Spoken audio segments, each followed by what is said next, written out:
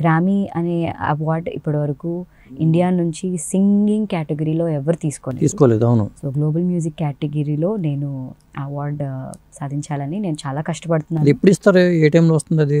బేసిక్గా మనం next year నామినేషన్స్కి వాళ్ళు కన్సిడర్ చేస్తే, నామినేషన్స్లో పడితే విన్ అనేది వస్తుందా రాదా అనేది మనకి 2025లో తెలుస్తుంది. It's a very long process అన్నమాట. అంటే దాంట్లో గ్రామీ అవార్డు ఇవ్వాలంటే ఒక పాటకి ఇస్తారా లేకపోతే మన వర్క్కి ఇస్తారా? ఒక ఆల్బమ్లో నేను 10 సాంగ్స్ చేస్తున్నాను. సో ఆ 10 సాంగ్స్లో ఒక సాంగ్ అయినా క్లిక్ అవ్వచ్చు. అన్ని ఇంగ్లీషేనా? అన్ని ఇంగ్లీషే with Telugu like Indian elements. So దానికి గాను నేను ఇండియన్ గవర్నమెంట్ సపోర్ట్ కూడా నేను అప్రోచ్ అవుతున్నాను. I'm hoping for the best. ఎంతవరకు వర్కౌట్ అవుతుంది అది వస్తే ఫస్ట్ టైం ఇది రికార్డ్ అవుతుంది. ఎగ్జాక్ట్లీ, అవును. అంటే ఎవరికి ఆలోచన లేదు మనం గ్రామీ సంపాదిద్దాము అక్కడ అనేది ఆలోచన కూడా ఎవరికి లేదు. అంటే మనకు తెలీదు.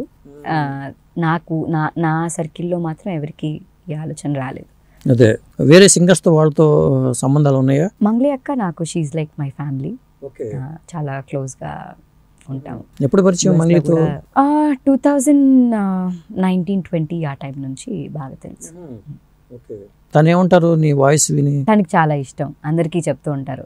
అంటే ఒక కొంత ఈగో కూడా లేకుండా ఉన్న తోటి సింగర్స్లో అంటే she the only one. Mangli అక్క ఈజ్ ది ఓన్లీ వన్. కొంత ఈగో కూడా ఉండదు.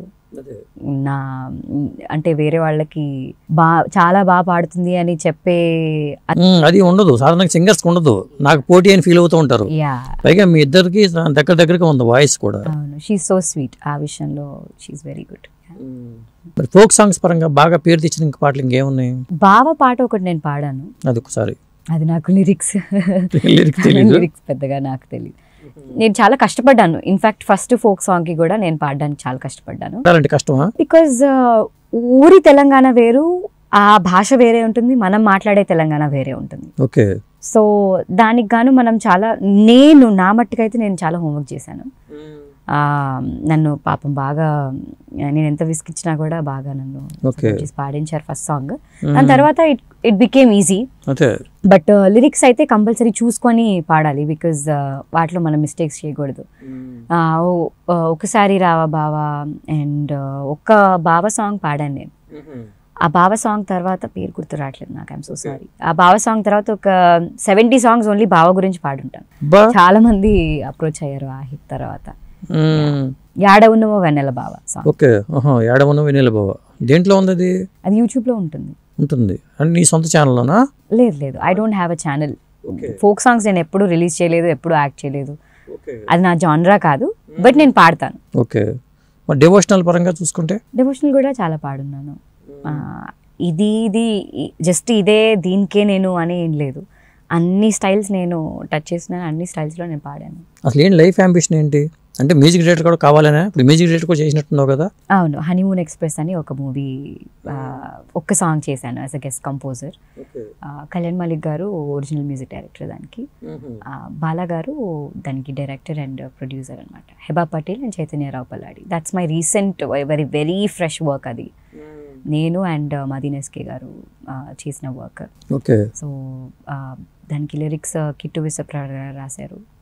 సో అవి అప్కమింగ్ వర్క్స్, ఇంకా yet to release. Life ambition అంటూ ఏం లేదండి. ఇప్పుడు నేను ఇంత కష్టపడుతున్నాను, యుఎస్కి వెళ్ళి వాట్ ఎవర్ ఇట్ ఈస్. ఒక 2 years అయింది నేను ఫ్రీక్వెంట్గా ట్రావెల్ చేస్తూ, కనెక్షన్స్ కోసం, నెట్వర్కింగ్ కోసం, ఒక ప్లాట్ఫామ్ కోసం.